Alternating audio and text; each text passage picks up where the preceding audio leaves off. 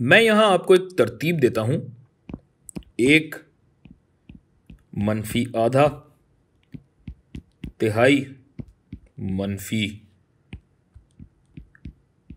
चौथाई, 1/5, मुझे पता नहीं है इसको क्या कहते हैं, और इस तरह ये तरतीब चल रही है। अब अगर मैं यही चीज ग्राफ पे बनाऊं तो कुछ ऐसी बनेगी कि n मेरा जैसे जैसे बढ़ता चला जाता है तो y पे मैंने a n को प्लॉट किया हुआ है, यानी पहली term n is equal to 1 पे आ गई जो कि मुस्बत है, दूसरी टर्म जो कि n इज इक्वल टू 2 पे आ गई वो इसका आधा है, फिर इस तरह कम हो के और ये x एक्सिस की तरफ यानी सिफर की जानिब बढ़ती हुई नजर आती है। जबकि अगर इस पूरी तरतीब पे गौर करें तो यूं मालूम होता है कि यकीनन इसका 1/n से लेना देना है, क्योंकि ये जो डिनोमिनेटर है, फ्रैक्शन का जो जेल है, इसमें 1 2 3 4 5 n की तरतीब चल रही है। फिर एक और तरतीब ये भी है कि मुस्बत मनफी, मुस्बत मनफी, मुस्बत मनफी, इस तरीके से मुस्बत और मनफी के दरमियान ये टर्म्स झूल रही हैं, ऑसिलेट कर रही हैं। तो यहां हम जानना ये चाहते हैं कि ए एन को क्या होता है, ए एन की क्या हद बनती है जब एन लामहदूदियत की जानिब बढ़ रहा हो, यानी ए एन की हद क्या है।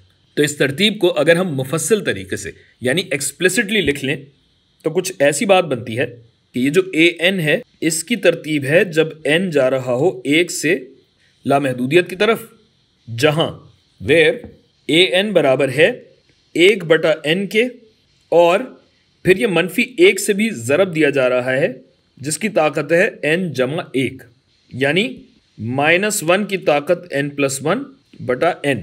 लिहाजा ये हो जाएगा बराबर लिमिट n अप्रोचेज इन्फिनिटी मनफी 1 की ताकत n/1/n। तो ये n+1 जब इवन है यानी 2 पे तकसीम किया जा सकता है तब ये मनफी साइन मुस्बत हो जाएगा, जबकि जब ये ऑड है मतलब 1 3 5 7 इस तरह है तो हमारे पास मनफी टर्म आएगी। जबकि ये जो जेली हिस्सा है डिनोमिनेटर n के साथ साथ बढ़ता जाएगा क्योंकि ये है ही n के बराबर। गोया इस ए एन की हद इस n की वजह से हुई सिफर। अच्छा, अब ध्यान रखिएगा कि अभी मैंने कुछ साबित नहीं किया है, सिर्फ ये मालूम किया है कि यहां हद है या नहीं। अब चूंकि ए एन की यहां हद है और वजूद रखती है हद, तो हम ये कहते हैं कि ए एन इस हद की तरफ माइल हो रहा है या कन्वर्ज हो रहा है, यानी मिल रहा है। अच्छा सा उर्दू लफ्ज इसका बनता है मुर्तकिज होना, मुर्तकिज हो रहा है। सिफर इसका मरकज है और ये ए एन इस मरकज की तरफ मुर्तकिज हो रहा है। और ये आप देख भी सकते हैं कि सिफर की तरफ ये कैसे मुर्तकिज होता चला जा रहा है, बढ़ता चला जा रहा है। इसी तरह अगर हद का वजूद नहीं होता, हद वजूद अगर नहीं रखती, तो फिर ये कन्वर्ज नहीं, ये डाइवर्ज हो रहा होता, यानी ये फैल रही होती। ए एन जो है हमारा वो फैल रहा होता या मुंतशिर हो रहा होता, डाइवर्ज हो रहा होता।